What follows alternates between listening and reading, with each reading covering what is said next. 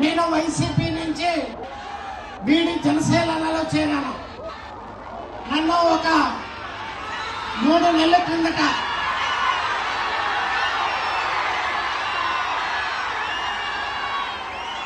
YCP వాళ్ళు పిలిచి నువ్వు ప్రెస్ మీట్ పెట్టి గట్టిగా చంద్రబాబు నాయుడు గారిని తిట్టాలి, అలాగే గట్టిగా పవన్ కళ్యాణ్ గారిని తిట్టాలి అని చెప్తే అది నా వల్ల కాదు.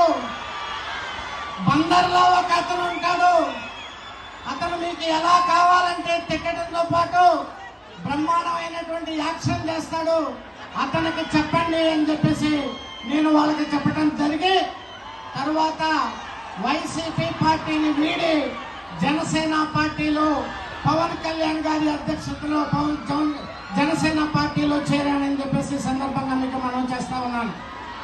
మీ అందరికీ తెలుసు, ఇక్కడ ఒక ఎమ్మెల్యే గారు ఉంటాడు. ఆయన ఆ స్థాయికి మించి ప్రవర్తన చేస్తూ ఉంటాడు. మాట్లాడితే 2 చెప్పులు చూసి చూపిస్తూ ఉంటాడు, అందరికీ 2 చెప్పులు తీసి చూపిస్తూ ఉంటాడు. నేను చెప్పాను పవన్ కళ్యాణ్ గారికి, సార్ మీరు ఎక్కడ పడితే అక్కడ చెప్పులు వదలొద్దు, మీరు అనకాపల్లిలో వదిలినటువంటి చెప్పులు బందర్లో ఉన్నాయని చెప్పేసి నేను చెప్పాను. అవునా కదా?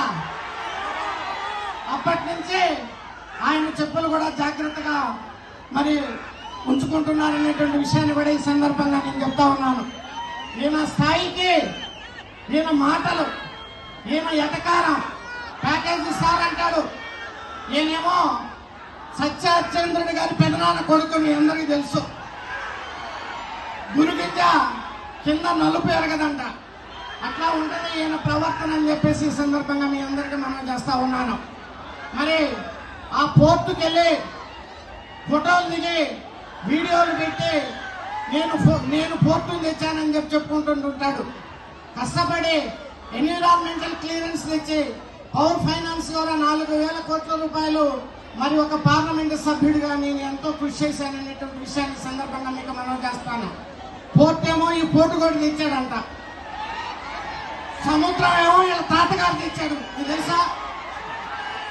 అట్లా ఉంటాయి ఈ పేర్నాన్ని మాటలు ఎక్కడ అనేటువంటి సందర్భంగా మీకు మనం చేస్తా ఉన్నాను. మరి ఈ పార్టీ నా బీసీ అని చెప్పుకునేటువంటి పార్టీ అన్యాయంగా, అక్రమంగా కొల్లి రవీంద్ర గారి మీద మర్డర్ కేసు బనాయించారు.